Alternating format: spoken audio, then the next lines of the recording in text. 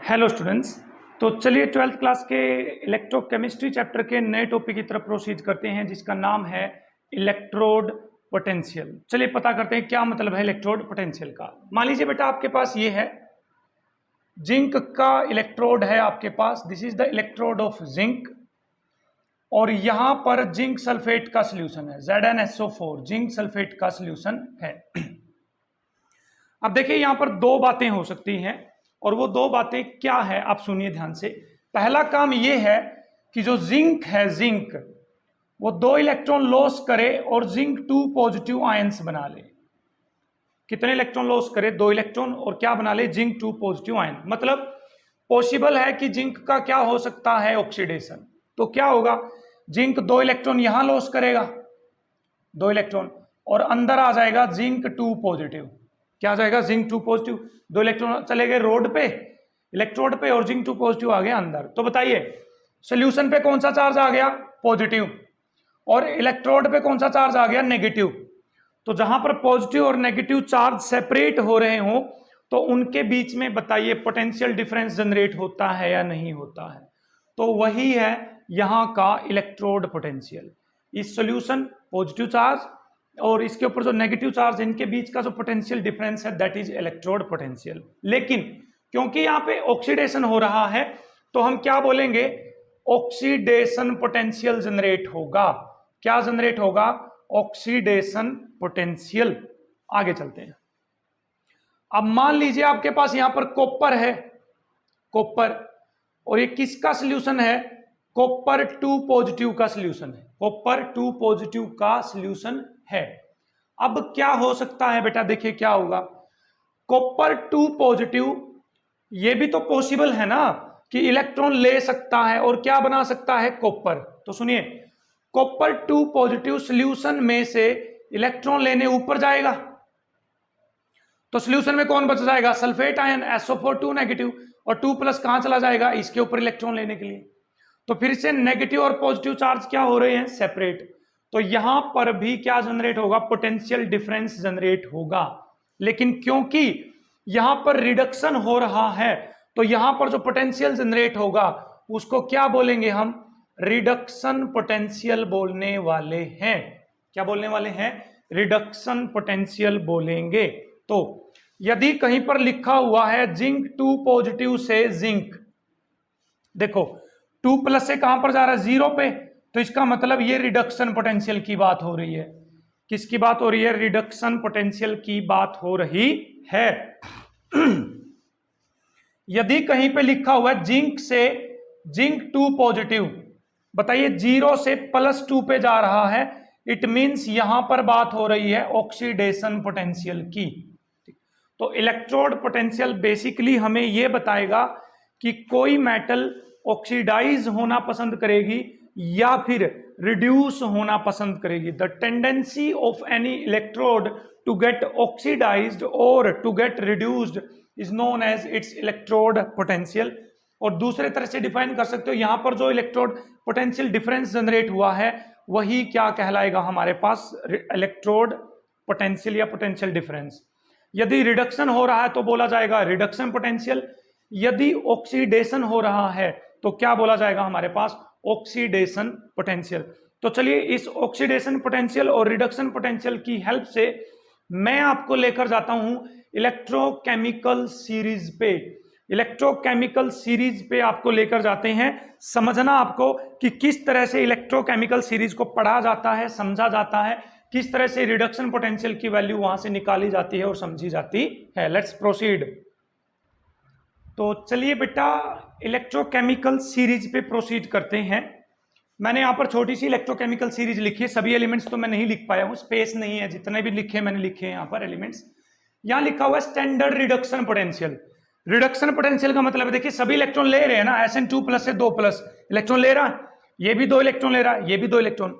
तो इलेक्ट्रॉन लेते टाइम जो पोटेंशियल डिफरेंस जनरेट हुआ है वो है स्टैंडर्ड रिडक्शन पोटेंशियल। नाम लिखा हुआ है ना, रिडक्शन पोटेंशियल, मतलब इलेक्ट्रॉन ले रहे हैं। स्टैंडर्ड का मतलब यहां पर बेटा स्टैंडर्ड कंडीशंस पे ये मेजर किया गया है। ये जो वैल्यू मेजर करी गई है ये स्टैंडर्ड कंडीशंस पे मेजर करी गई है। मतलब एक बार प्रेशर होना चाहिए 25 डिग्री सेल्सियस, टेम्परेचर होना चाहिए, 1 मोलर कंसंट्रेशन होनी चाहिए। जैसे लेड 2+ है ना, यहां पर कंसंट्रेशन इसकी कितनी मिलेगी, 1 मोलर। तो इन स्टैंडर्ड कंडीशन पे इन सब का जो पोटेंशियल डिफरेंस था वो भी रिडक्शन पोटेंशियल वाला वो मेजर किया गया और वो वैल्यू यहां पर लिख रखी है। आपको बता दूं ये जो रिडक्शन पोटेंशियल की वैल्यू मेजर की गई है ये हाइड्रोजन के रिस्पेक्ट में करी गई है बेटा। किसके रिस्पेक्ट में की गई है, हाइड्रोजन के रिस्पेक्ट में इस रिडक्शन पोटेंशियल की वैल्यू को मेजर किया गया है। बाय साइन कन्वेंशन ये मान लिया गया कि जो हाइड्रोजन का पोटेंशियल है डिफरेंस है वो कितना है, 0 है। अब बात ध्यान से सुनो, ये SHM है बेटा, ये SHE स्टैंडर्ड हाइड्रोजन इलेक्ट्रोड बोलते हैं इसको। क्या बोलते हैं, स्टैंडर्ड हाइड्रोजन इलेक्ट्रोड, जिसमें एक प्लेटिनम की वायर लगी हुई है, यहां से H2 गैस डाल रहे हैं, 1 मोलर HCl है। अब देखो ध्यान से, सुनना बात ध्यान से। इसके लेफ्ट साइड में मैंने किसको अटैच कर रखा है बेटा, जिंक को अटैच कर रखा है। किसको अटैच कर रखा है, जिंक को। अब यहां पर दो बातें हो सकती है, या तो जिंक इलेक्ट्रॉन लॉस कर सकता है या जिंक 2+2 इलेक्ट्रॉन ले सकता है। दो ही बातें हो सकती है ना, आइदर जिंक का ऑक्सीडेशन हो सकता है या जिंक 2+ का रिडक्शन हो सकता है। ठीक है, यही दो बातें हो सकती है। अब हमें देखना पड़ेगा कि हाइड्रोजन और जिंक के कंपैरिजन में किसकी इलेक्ट्रॉन लॉस करने की टेंडेंसी ज्यादा है। सुन लो बात ध्यान से, जो जल्दी इलेक्ट्रॉन लॉस करेगा, जो जल्दी इलेक्ट्रॉन लॉस करेगा, ठीक है, तो उसके लिए तो ये इक्वेशन लिखी जाएगी। मान लो हाइड्रोजन के रिस्पेक्ट में जिंक इलेक्ट्रॉन लॉस कर रहा है तो बनेगा जिंक जा रहा है, जिंक 2++2 इलेक्ट्रॉन, जिंक ने इलेक्ट्रॉन लॉस कर दिए, तो फिर हाइड्रोजन को तो इलेक्ट्रॉन लेने पड़ेंगे, तो H+ इलेक्ट्रॉन लेगी बेटा, तो क्या बना लेगी आपके पास, H2, 2 इलेक्ट्रॉन ले लेगी। तो हाइड्रोजन का क्या होगा, रिडक्शन, जिंक का क्या हो रहा है यहां पर, ऑक्सीडेशन। तो यह पता करने के लिए कि किसका ऑक्सीडेशन होगा हाइड्रोजन के रिस्पेक्ट में, हाइड्रोजन के रिस्पेक्ट में कौन इलेक्ट्रॉन लॉस करेगा और कौन इलेक्ट्रॉन गेन करेगा, यह पता करने के लिए हमें हाइड्रोजन के साथ बारी बारी वो अलग अलग मेटल अटैच करके देखनी पड़ेगी। वो अलग अलग मेटल यहां पर क्या करके देखनी पड़ेगी, जोड़ के देखनी पड़ेगी। और फिर हमें यहां से वोल्टेज निकालनी पड़ेगी बेटा, यहां से पोटेंशियल डिफरेंस निकालना पड़ेगा। और वो जो पोटेंशियल डिफरेंस निकलेगा अलग अलग मेटल्स के लिए हाइड्रोजन के रिस्पेक्ट में, वो वैल्यू यहां पर लिखी हुई है, देखो वो वैल्यूज यहां पर लिखी हुई है। तो अब बात ध्यान से सुन लीजिए मेरी, ठीक है। यदि ये वैल्यू किसकी लिखी हुई है, रिडक्शन पोटेंशियल की बेटा, रिडक्शन पोटेंशियल, इलेक्ट्रॉन लेने की टेंडेंसी, इलेक्ट्रॉन लेने की टेंडेंसी, ठीक। अब मैं इसको इरेज कर दूं, इसका तो इतना सा यूज था कि भाई हाइड्रोजन के साथ अटैच करके हमें ये चेक करना है कि कौन उसके रिस्पेक्ट में इलेक्ट्रॉन लॉस करेगा और कौन उसके रिस्पेक्ट में इलेक्ट्रॉन गेन करेगा, ठीक है। इसको मैं इरेज कर रहा हूं। अब इस वैल्यूज को पढ़ने की कोशिश करते हैं भाई, ठीक है। ऊपर यदि आप देखें तो रिडक्शन पोटेंशियल की वैल्यू नेगेटिव की तरफ जा रही है बेटा, किसकी तरफ जा रही है, नेगेटिव की तरफ। नीचे आप देखेंगे तो रिडक्शन पोटेंशियल की वैल्यू किसकी तरफ जा रही है, पॉजिटिव की तरफ जा रही है। किसकी जा रही है, पॉजिटिव की तरफ। तो इनको कंपेयर करने के लिए आपस में भी और हाइड्रोजन के साथ भी कंपेयर करने के लिए एक लाइन लिख रहा हूं बेटा।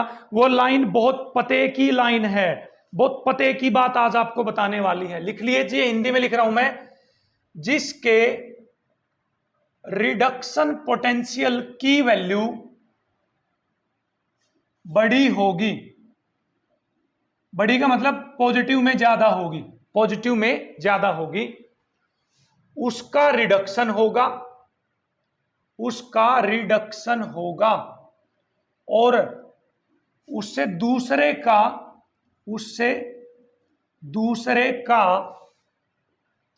ऑक्सीडेशन होगा, उससे दूसरे का क्या होगा, ऑक्सीडेशन होगा। ये बात भाई आप जितना जल्दी याद कर सकें कर लीजिए। जिसके रिडक्शन पोटेंशियल की वैल्यू, देखो रिडक्शन पोटेंशियल की वैल्यू देखिए ना, बड़ी होगी, उसका क्या होगा, रिडक्शन, और दूसरे का क्या होगा, ऑक्सीडेशन। इसको समझने के लिए मैं आपको तुरंत एक एग्जांपल दे रहा हूं, ठीक है। आप समझना कि ये सही है या गलत है। चलिए, Zn plus H2SO4 goes to ZnSO4।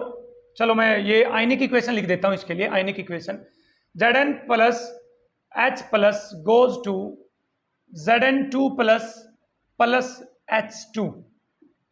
Next equation लिख रहा हूं मैं 2H प्लस प्लस Zn, एक सेकेंड रुकिए भाई, H2 plus Zn2 plus goes to Zn plus 2H plus. इन दोनों में से कौन सी इक्वेशन सही है, वैलिड कौन सी इक्वेशन है, वो आपको चेक करनी इसकी वैल्यू के हिसाब से। ठीक है, अब यहां पर दो खिलाड़ी हैं बेटा मैदान में, एक जिंक है, एक क्या है, हाइड्रोजन। एक क्या है, हाइड्रोजन। तो जिंक और हाइड्रोजन वाले इलेक्ट्रोड पोटेंशियल पे चले जाते हैं। तो चलिए भाई, जिंक का दे रखा है, नहीं दे रखा, एग्जाम्पल कहीं पे नहीं दे रखा। एक सेकंड भाई, मैं जिंक वाली वैल्यू लिख दूं, एक सेकंड रुक जाइए बस, मैं जिंक वैल्यू या वैल्यू यहां पर लिख दूं, एक बार रुक जाइए। Zn2 plus plus 2 electron goes to minus 0.76, minus 0.76। ठीक है, रिडक्शन पोटेंशियल की वैल्यू दे रही। अब बोलो, हाइड्रोजन वाले रिडक्शन पोटेंशियल की वैल्यू बताओ कितनी है। हाइड्रोजन वाले रिडक्शन पोटेंशियल की वैल्यू बेटा 0.00 है। जिंक के रिडक्शन पोटेंशियल की वैल्यू देखो कितनी है, माइनस 0.76, माइनस 0.76 है या नहीं है, है। अब चलो, जिसके रिडक्शन पोटेंशियल की वैल्यू बड़ी होगी, तो बताओ, जीरो वैल्यू बड़ी होती है, माइनस 0.76 बड़ा है, तो ये वैल्यू क्या है बेटा, बड़ी, बड़ी है। जिसकी वैल्यू बड़ी होगी उसका रिडक्शन होगा, इसका मतलब H प्लस का रिडक्शन होना चाहिए, तो H प्लस से H2 बनना चाहिए। और जिसकी वैल्यू छोटी होगी उसका क्या होगा बेटा, ऑक्सीडेशन होगा। क्या होगा, ऑक्सीडेशन। तो इसका मतलब जिंक क्या बनाएगा यहां पर, जिंक 2 पॉजिटिव। तो ये दो बातें जिस इक्वेशन में हो रही है वही वैलिड है।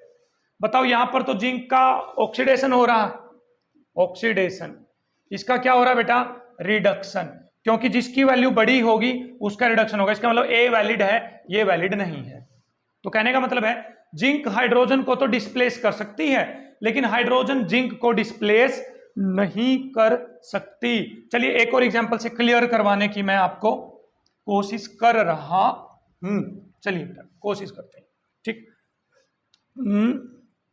Zn plus Cu2 plus goes to Zn2 plus plus Cu and Cu plus Zn2 plus goes to Cu2 plus plus Zn।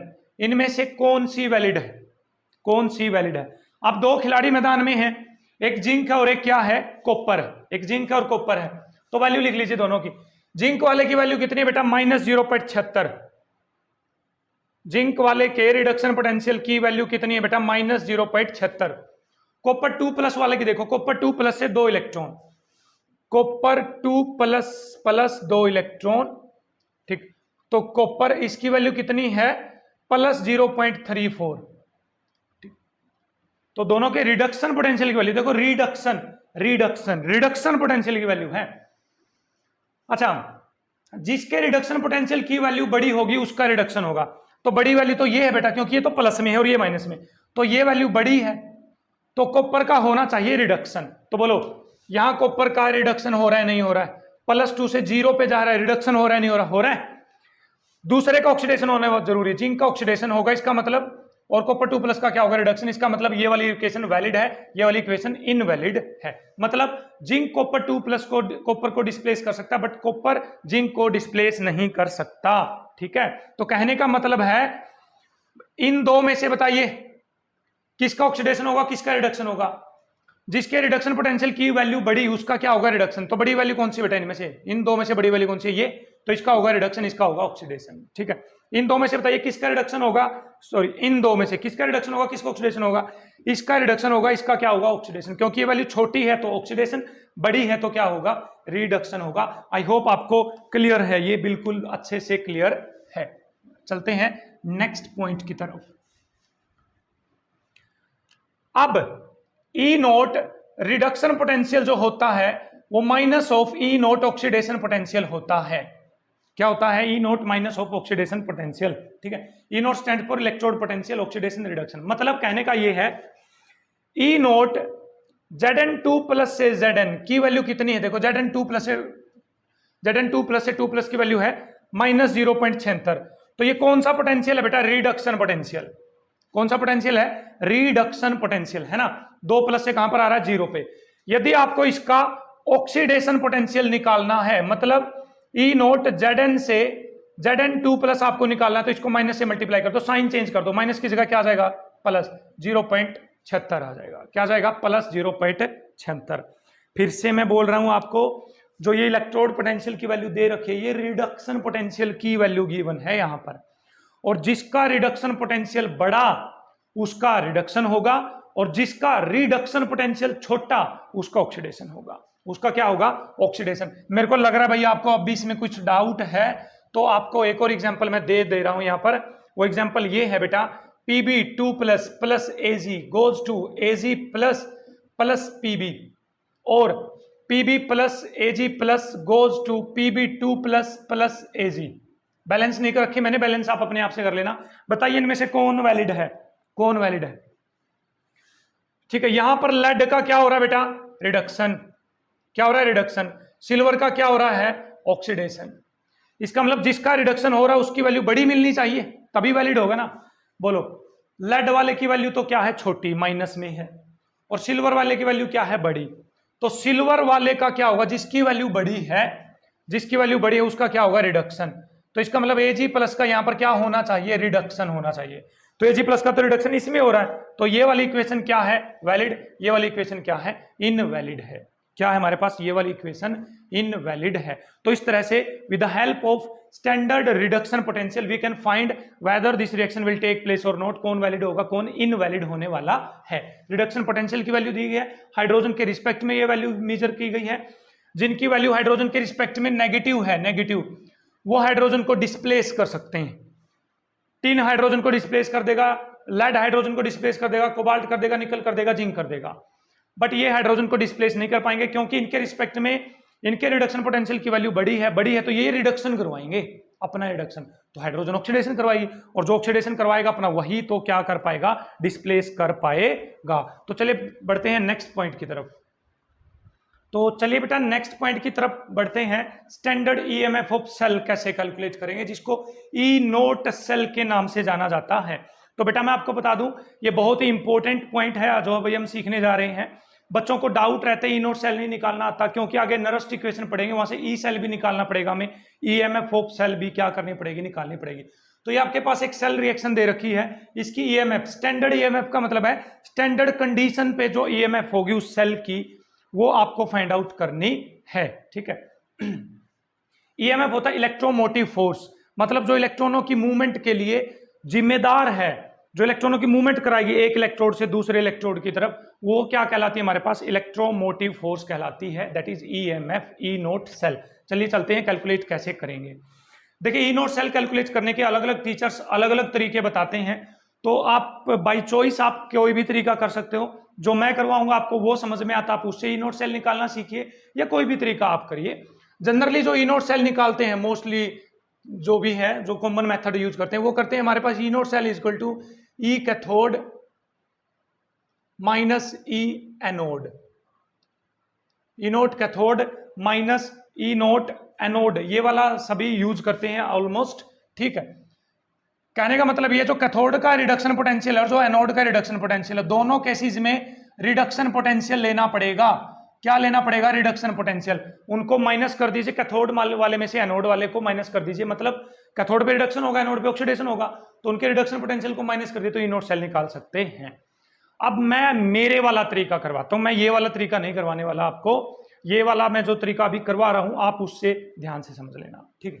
पहले आप चलिए सेल रिएक्शन पे, कहां चलिए बेटा, सेल रिएक्शन पे, बहुत आसान लगने वाला आपको, आज देख लेना बेटा। जिंक का क्या हो रहा है, ऑक्सीडेशन, क्या हो रहा है, जिंक का ऑक्सीडेशन। तो जिंक वाले का ऑक्सीडेशन पोटेंशियल ले लो, ई नोट सेल निकालते हैं। जिंक वाले का कौन सा पोटेंशियल ले लो, ऑक्सीडेशन। देखो कहां पर है, जिंक का ऑक्सीडेशन पोटेंशियल दे रखा है, नहीं दे रखा, 0 से 2+ पे ऑक्सीडेशन नहीं दे रखा ना, तो क्या साइन चेंज करूं, नहीं, तो 0.76 as it is, 0.76 as it is, ठीक है। मतलब जिसका ऑक्सीडेशन होगा उसका ऑक्सीडेशन पोटेंशियल लेना है। अब Ag का क्या होगा बेटा, रिडक्शन, क्या हो रहा है Ag प्लस का रिडक्शन, तो Ag प्लस वाले का रिडक्शन पोटेंशियल ले लो। बताओ दे कौन सा पोटेंशियल रखा आपको, दे कौन सा पोटेंशियल रखा है, 0 से प्लस, दे तो ऑक्सीडेशन पोटेंशियल रखा है, लेकिन लेना कौन सा रिडक्शन पोटेंशियल, तो माइनस को क्या कर दूं प्लस, तो 0.80, इनको ऐड कर दो, तो देखिए बेटा 6, 8 और 7 15, 1.56 वोल्ट आ गया। क्या आ गया, 1.56 वोल्ट। तो मेरे वाला तरीके में एक लाइन लिख लीजिए बस, जिसका जो होगा उसका वही पोटेंशियल लेना है। मतलब जिसका ऑक्सीडेशन होगा उसका ऑक्सीडेशन पोटेंशियल, और जिसका रिडक्शन होगा उसका रिडक्शन पोटेंशियल, और उनको क्या कर देना बेटा, प्लस जोड़ देना है। बस क्या कर देना है, जोड़ देना है। चलिए एक और एग्जांपल से मैं आपको सिखाने की कोशिश करता हूं।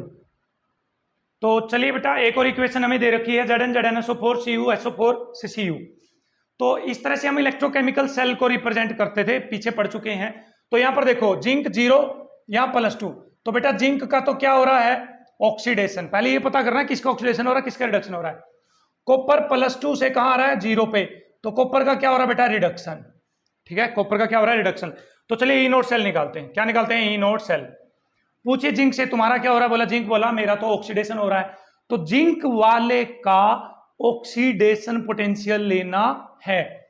जिंक वाले का दे कौन सा पोटेंशियल रखा आपको, रिडक्शन, देखो +2 से 0, ये तो रिडक्शन है, लेकिन इसका लेना कौन सा पोटेंशियल, ऑक्सीडेशन, तो इस माइनस को क्या कर दो बेटा, प्लस 0.76 आ गया। मतलब ऑक्सीडेशन वाले का ऑक्सीडेशन पोटेंशियल। कॉपर 2+ का क्या हो रहा है, रिडक्शन, तो कॉपर वाले का कौन सा पोटेंशियल लेना पड़ेगा, रिडक्शन, तो रिडक्शन ही दे रखा है, देखो कॉपर 2+ से 0 पे रिडक्शन ही दे रखा है, तो +0.34 एडअप कर दीजिए, 4 4 10 7 3 10 और 11, आई थिंक 1.10 आ जाएगा। आप भाई प्लस करके देख लेना। आई होप आपको क्लियर है। एक और लास्ट एग्जांपल दे रहा हूं मैं आपको। तो चलिए बेटा लास्ट एग्जांपल पता करते हैं हम। यहां पर आपको इसका ई नोट सेल निकालना है, स्टैंडर्ड ईएमएफ निकालनी है आपको, ई नोट सेल। तो चलिए ई नोट सेल पता करते हैं। पहले चलते हैं सेल रिएक्शन पे। कहां चलते हैं, सेल रिएक्शन पे। तो लेड का क्या हो रहा है बेटा, ऑक्सीडेशन हो रहा है, तो लेड वाले का कौन सा पोटेंशियल लेना पड़ेगा, ऑक्सीडेशन, लेकिन दे कौन सा रखा है, रिडक्शन, +2 से 0 पे रिडक्शन, तो इसका ऑक्सीडेशन बना लो, +0.313 हो गया। कोई दिक्कत नहीं है सर, कोई भी दिक्कत नहीं है बेटा। सिल्वर का क्या हो रहा है, यहां पर रिडक्शन हो रहा है, तो सिल्वर वाले का पोटेंशियल भी कितना लेना, कौन सा लेना पड़ेगा, रिडक्शन पोटेंशियल। दे भी कौन सा रखा है, रिडक्शन, तो कितना आ गया, +0.80, तो आंसर आ जाएगा हमारे पास 3, 8 और 1 9, 0.93 वोल्ट आ गया इनो सेल। तो आप इस तरह से स्टैंडर्ड ईएमएफ फाइंड आउट कर सकते हो। अब मैं आपको एक और बात बता दूं, अब देखिए इस रिएक्शन का जो ई नोट सेल आया बेटा वो कितना आया है, 0.93 वोल्ट आया है। कितना है, 0.93 वोल्ट। आप इस इक्वेशन को 2 से मल्टीप्लाई कर दो, कितने से मल्टीप्लाई कर दो, 2 से। अब भी 2 से मल्टीप्लाई करने के बाद भी जो इस सेल रिएक्शन, इसका जो ई नोट सेल रहेगा वो कितना रहने वाला, 0.93 ही रहने वाला है। ई नोट सेल की वैल्यू पे कोई इफेक्ट नहीं पड़ेगा।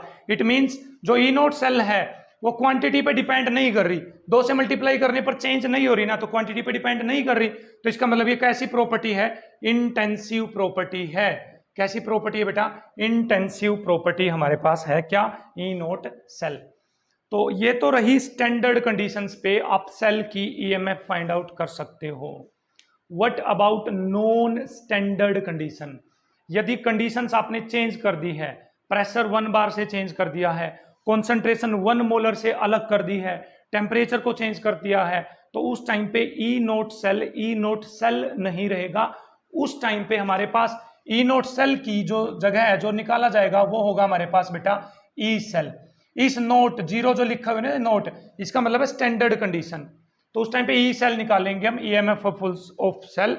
तो उसके लिए हमें नरस्ट इक्वेशन पे चलना पड़ेगा। कहां चलना पड़ेगा, नरस्ट इक्वेशन पे। तो हाल फिलहाल हम नरस्ट इक्वेशन इस वीडियो लेक्चर के अंदर नहीं कर रहे हैं, तो मिलते हैं नेक्स्ट वीडियो लेक्चर के अंदर विद नरस्ट इक्वेशन। बेटा मैं आपको बता दूं कि Nernst equation board exams as well as जो कॉम्पिटिटिव एग्जाम्स हैं उनके लिए बहुत बहुत बहुत बहुत इंपॉर्टेंट होने वाली है। और आप जिस तरह से ई नोट सेल निकालना सीखे हो चुटकियों में, उसी तरह से हम क्या निकालना सीखेंगे, ई सेल निकालना सीखेंगे। तो तब तक के लिए देखते रहिए जटैन क्लासेस। Thank you.